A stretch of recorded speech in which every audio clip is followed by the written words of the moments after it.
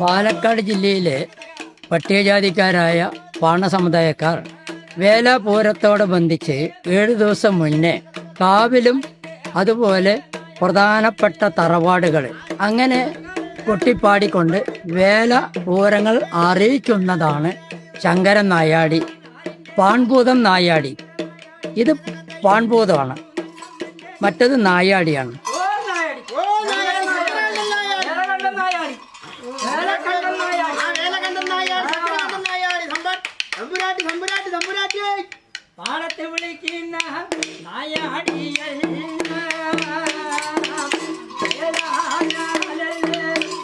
ഈ നായാടി എന്ന് പറയുന്നത് ശങ്കരനാണ് നായാടി. ഈ ശങ്കരൻ നായാടി പറയുന്നത് ശിവനാണ്. ശിവൻ പാർവതി ദേവിൻ്റെ മുന്നിൽ നായാടി വേഷത്തിൽ വന്ന് നൃത്തം ചെയ്യണം. ഈ പാണന്, തിരുവരങ്കൻ എന്ന് പറയുന്ന ഈ പാണന് അങ്ങനെ ഒരു അംഗീകാരം അല്ലെങ്കിൽ ഒരു വരം കൊടുത്ത് അനുഷ്ഠാനം ആചാരമായി കൊണ്ട് നടക്കുന്ന പാണ സമുദായക്കാരൻ്റെ ഒരു കലാരൂപമാണ് ശങ്കരൻ നായാടി.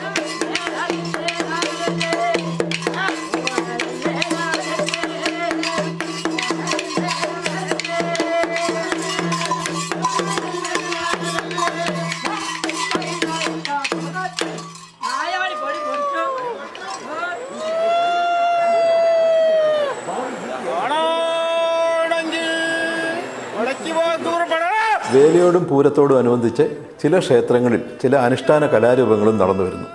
ചേലക്കര അന്തിമഹാകാളൻ കാവിൽ കാളിദാരികൻ എന്ന കലാരൂപവുമുണ്ട്.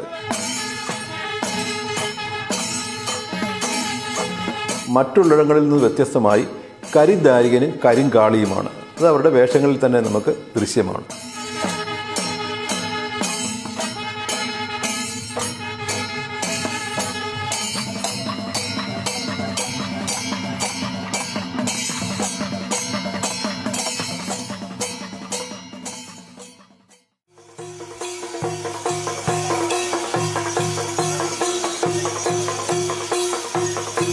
മലബാറിലെ ചില ക്ഷേത്രോത്സവങ്ങളോടനുബന്ധിച്ച് കാണുന്ന ഭരണിപ്പാട്ട് തൃശ്ശൂർ ജില്ലകളിലെ കാവുകളിലാണ് കണ്ടുവരുന്നത്.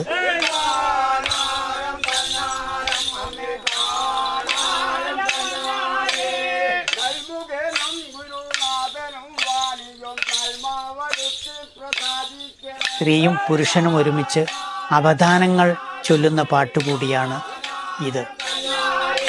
ഓരോ ദേശത്തിന്റെ വിശേഷങ്ങൾ കൂടി ഈ പാട്ടിൽ വിവരിക്കുക പതിവാണ്.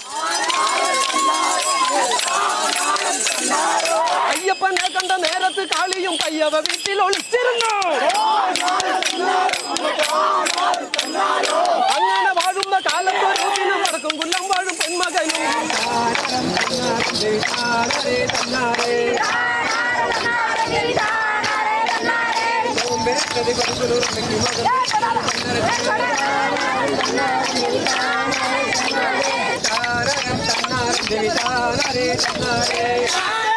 വഴി പാടു ചെയ്യുന്നതും പാട്ടുപാടുന്നതും തുല്യമാണ്.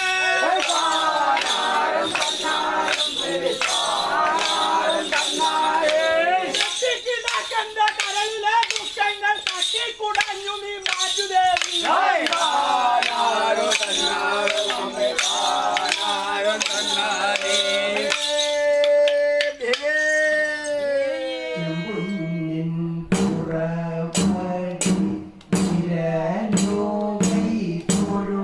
അനുഷ്ഠാനത്തിൻ്റെ ഭാഗമായിട്ടുള്ള, ഭദ്രകാളി ആരാധനയുടെ ഭാഗമായിട്ടുള്ള ഒരു വഴിപാടാണ് കളമെഴുത്തുംപാട്ട്.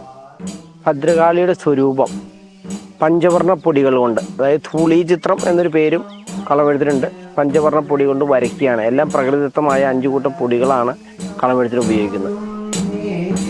ഫോക്ക് കലകൾ അല്ലെങ്കിൽ അനുഷ്ഠാന കലകൾ കാർഷിക മേഖലയുമായിട്ട് ബന്ധപ്പെട്ടാണ് ഏറ്റവും കൂടുതൽ കിടക്കുന്നത്. വിളവെടുപ്പ് കഴിഞ്ഞ സമയത്തായിരിക്കും സാധാരണ രീതിയിൽ ഇതുപോലെയുള്ള കലാരൂപങ്ങളെല്ലാം അരങ്ങേറുന്നത്. കാരണം ധാന്യങ്ങൾ കൊടുത്തു വാങ്ങി ചെയ്യുന്ന ഒരു രീതിയാണ് അനുഷ്ഠാന കലകൾ അല്ലെങ്കിൽ ഫോക്ക് കലകൾക്ക് കൂടുതലായിട്ട് കാണുന്നത്.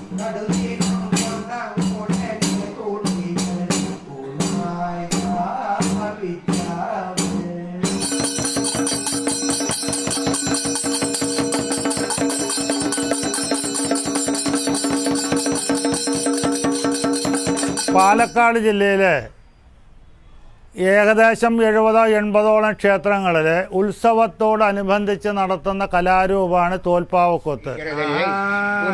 എന്നോട് ഈ മോഹത്തെ തീർക്കലാവെന്ന് ചൊല്ലി വന്നവളുമാകലും എന്ന നീ സ്വീകാരത്തെ ചെയ്യ വേണം കേട്ടയോ മന്മഥാനേ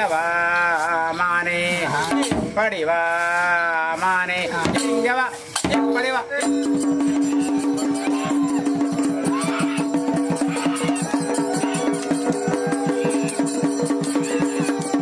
കമ്പരാമായണത്തിലെ ശ്ലോകങ്ങൾ അടിസ്ഥാനമാക്കി ചിട്ടപ്പെടുത്തിയ ഈ തോൽപ്പാവക്കൂത്ത് കാളിക്ക് കാണാൻ വേണ്ടി, അതായത് ദാരികവധ സമയത്ത് കാളിക്ക് കാണാൻ സാധിക്കാത്ത ഈ രാമരാവണ യുദ്ധം കാളിക്ക് കാണാൻ വേണ്ടി അവതരിപ്പിക്കുന്ന ഒരു ഐതിഹ്യമാണ് തോൽപ്പാവക്കൂത്തും ഈ കാവുമായിട്ട് ബന്ധപ്പെട്ടത്. പക്ഷേ ക്ഷേത്രത്തിനോട് ബന്ധപ്പെട്ട് നിൽക്കുന്ന ആചാരങ്ങളാണ് ഈ തോൽപ്പാവക്കൂത്തിനെ ഇന്നും നിലനിർത്തി വരുന്നത്.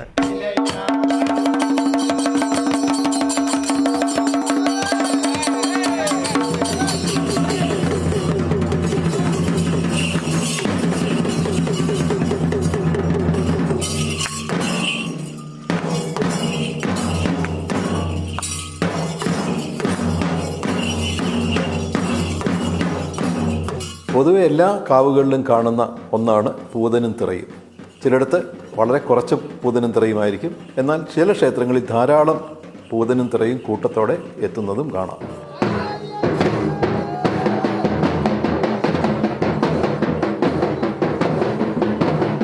ഈ പൂതൻ കെട്ടുന്നത് അത് മണ്ണാൻ സമുദായമാണ്.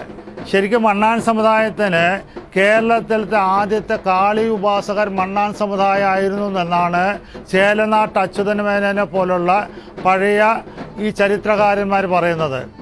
അവർ തന്നെയാണ് തിറകെട്ടുന്നത്. ഈ ഭൂതസങ്കല്പം എന്ന് പറഞ്ഞത് ഭൂതം തന്നെയാണ്, കാളിയുടെ ഭൂതഗണങ്ങളിൽ ഒന്നാണ്.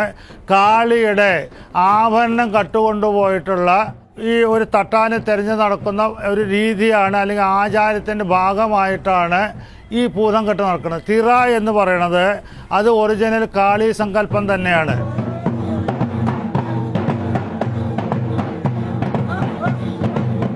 മണ്ണാൻ സമുദായം കെട്ടുന്ന പൂതന്തറ എന്ന് പറഞ്ഞത് ഈ നീളാതീരത്ത് ഏറ്റവും വർണ്ണശബളമായിട്ടുള്ള കലാരൂപമാണ്.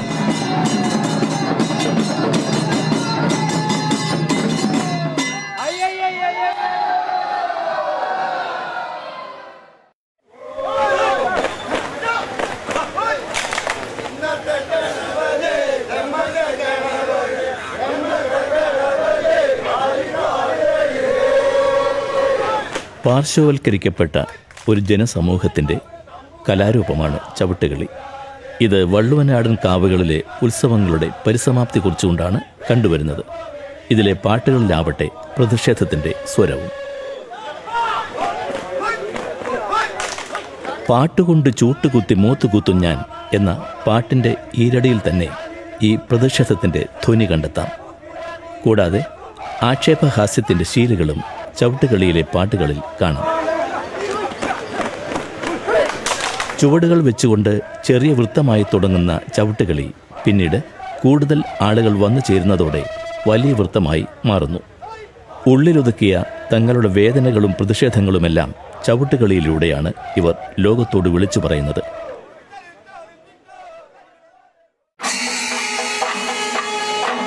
ഇന്ന് ഒട്ടുമിക്ക വേലകളും പൂരങ്ങളും പൂർണ്ണമാവുന്നത് ആനപ്പൂരത്തോടെയാണ്. തൃശ്ശൂർ പൂരവും ആറാട്ടുപുഴ പൂരവും ചിനക്കത്തൂർ പൂരവും ഉത്രാളിക്കാവ് വേലയും സമാപിക്കുന്നത് ആനപ്പൂരത്തോടെയാണ്.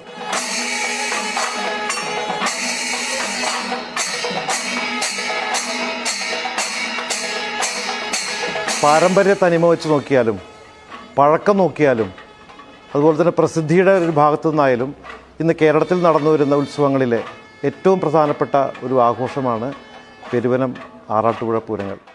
മീനമാസത്തിലെ പൂയം നാളിലാണ് പെരുവനം പൂരം നടക്കുന്നതെങ്കിൽ മീനമാസത്തിലെ പൂരം നാളിലാണ് ആറാട്ടുപുഴ പൂരം നടക്കുന്നത്.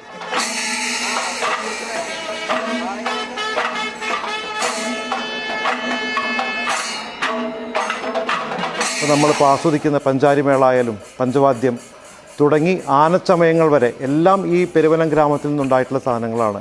അതൊക്കെ ഇപ്പോഴും നിഷ്കർഷിച്ചുകൊണ്ട് ആ തനിമ ഇപ്പോഴും നിലനിർത്തിക്കൊണ്ട് ആ പാരമ്പര്യം കാത്തു സൂക്ഷിക്കുന്നു എന്നുള്ളതാണ് ഈ പൂരങ്ങളുടെ ഏറ്റവും വലിയ വലിപ്പമായി നമ്മൾ കാണുന്നത്.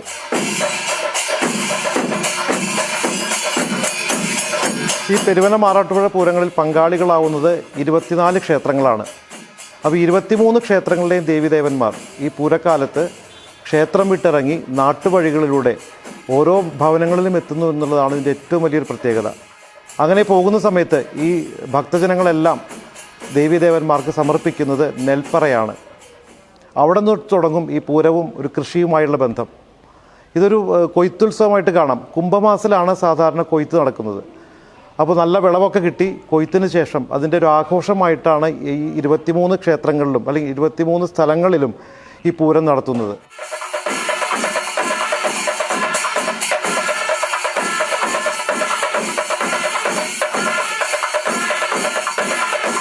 പെരുവനം അമ്പലത്തിൻ്റെ കിഴക്കേ ഭാഗത്തുള്ള നടവഴിയിലാണ് ആദ്യമായി നമ്മളിന്ന് കേൾക്കുന്ന രീതിയിലുള്ള പഞ്ചാരിമേളം ചിട്ടപ്പെടുത്തി അവതരിപ്പിച്ചിരിക്കുന്നത്.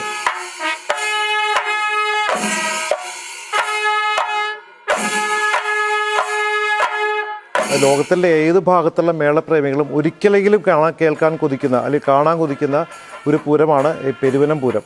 അതിൻ്റെ പ്രധാന കാരണം ആ പൂരം നടക്കുന്ന ആ നടവഴിയാണ്. ആ നടവഴിയിൽ 15 ഉരുട്ടുചണ്ടക്കാരാണ് മുമ്പിൽ നിൽക്കാൻ പറ്റുള്ളൂ. ഇനിയിപ്പോൾ അതിൽ കൂടെ 16ാമത്തെ ഒരാൾക്ക് നിൽക്കാൻ സ്ഥലമില്ല. അതേപോലെ തന്നെ 7 ആനകളാണ് അവിടെ നിൽക്കുക. അതിമനോഹരമായിട്ടുള്ളൊരു കാഴ്ചയാണ് ഈ പെരുവനം പൂരത്തിൻ്റെ അന്നത്തെ ഒരു കാഴ്ച എന്ന് പറയുന്നത്. ഈ പെരുവനം നടവഴിയുടെ ഒരു അക്വാസ്റ്റിക്സ് എന്ന് പറഞ്ഞു കഴിഞ്ഞാൽ അത് വളരെ പ്രസിദ്ധമായിട്ടുള്ളൊരു സംഭവമാണ്.